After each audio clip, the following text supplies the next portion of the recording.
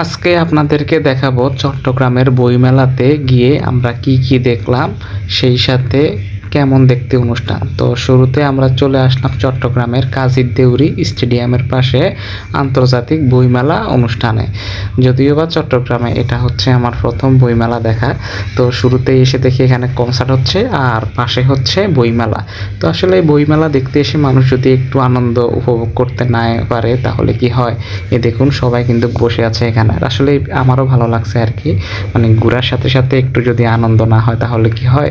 তো তারপরে এই যে আপনাদেরকে এখন নিয়ে যাব বইমেলার স্টলগুলোতে। এই আসলে আমার সাথে যে দুইজন ফ্রেন্ড, ওরা আসলে আগেই দাঁড়িয়ে দেখতেছে কোন বইটা ভালো, কোন বইটা পড়ে মজা পাওয়া যাবে। তো আপনাদেরকে একটু দেখাচ্ছি, দেখুন আসলে এইরকম বইগুলো পাওয়া যাচ্ছে এখানে। আসলে বিভিন্ন কবি সাহিত্যিকদের বই পাওয়া যাচ্ছে, আর এত পরিমাণ স্টল বলার বাইরে, ঘুরিয়ে হয়তো দেখে শেষ করা যাবে না। যদিও বা আমরা হয়তো একবার শেষ সময় চলে এসেছি, কিন্তু তারপরে হচ্ছে এটা না দেখালে নাই হবে। তো অপর পাশে দেখলাম যে এখানেও হচ্ছে অনেকগুলা স্টল।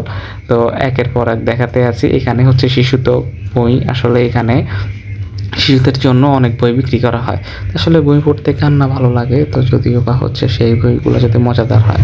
তো সামনে চলে যাচ্ছি, দেখতেছি এখানে অনেক দোকান বন্ধ হয়ে গেছে, আর এই কাকা আইসক্রিম বিক্রি করতেছে। তারপরে এই হচ্ছে একটা দোকান, এই দোকানটা আসলে এতটাই সুন্দর, যেখানে হচ্ছে কাঠের দোকান, কাঠের দোকানের মধ্যে বই বিক্রি করতেছে, মানে অন্যরকম একটা সাজে এই দোকানটা আসলে। তো এরকম ইউনিক দোকান আসলে আগে কখনো আমিও দেখি নাই, আর এত ইন্টেরিয়র ডিজাইনটা আসলে এতটা সুন্দর করছে বলার বাইরে। তো হচ্ছে ওনাদের এখানে সেলও কিন্তু বেশি। তো আপনাদেরকে বাইরে থেকে পুরো দোকানটা আসলে দেখাচ্ছি। দোকানটা দেখতে মনে হচ্ছে কাঠের।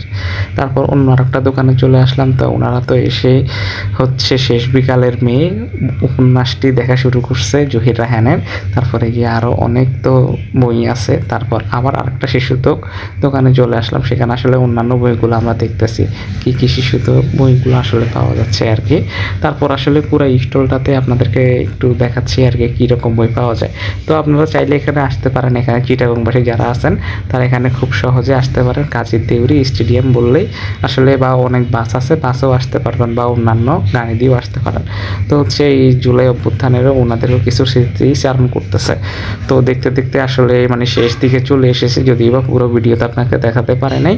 তো পরবর্তী ভিডিওতে বাকি সব দেখাবো। আল্লাহ হাফেজ, ভালো থাকবেন।